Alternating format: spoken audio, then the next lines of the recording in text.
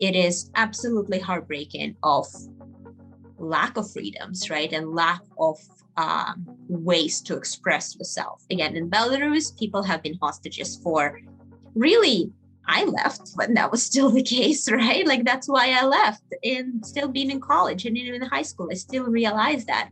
But for the last year and a half, you can go outside in the shirt that I have right now because it has white and red, which represents opposition flag, which is not really opposition flag. It's our true flag before the USSR.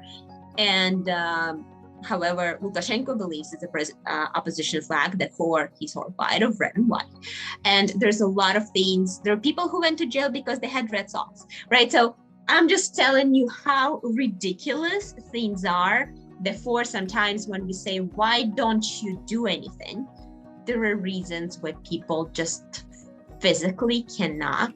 And especially if you're a parent, you know, you could be bitten to death, you can go to jail, you have to come back and take care of your kids, right? There are some very brave people who I cannot even imagine what they went through and how they're doing it, who are coming out to streets. And in the first weekend of the war, thousands of Belarusians still went on the square and they still protested, and over 1,000 got arrested.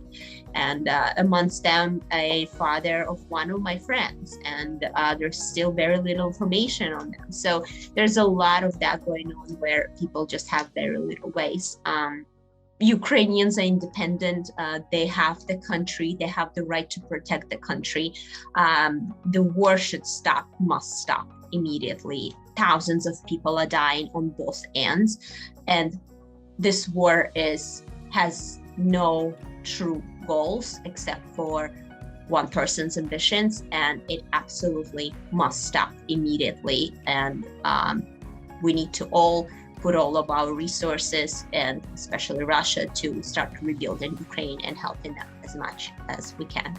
I will also say for folks listening, the power of symbol and the power of color and the power of nuance, particularly in Eastern Europe, has been a theme since prior to the fall of the Soviet Union and the Eastern Bloc. And it's something that you don't quite get until you really study it. And it goes back to not just the sort of samizdat literature, it goes back to some of the writing of some of the greats in Eastern Europe.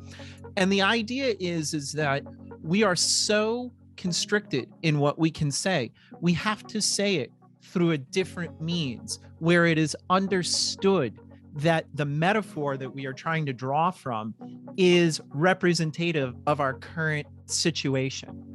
So when you see things online coming out of these countries that are even just blue and yellow right now, what I will say is that is not an unintentional. You can say it. You can be like, oh no, this has no bearing on anything. I just happen to have a blue mug and a yellow mug.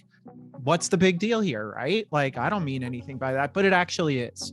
It is super intentional. Even doing that right now puts that person at risk. You know, just as you said, even wearing red and white right now puts that person at risk in Belarus.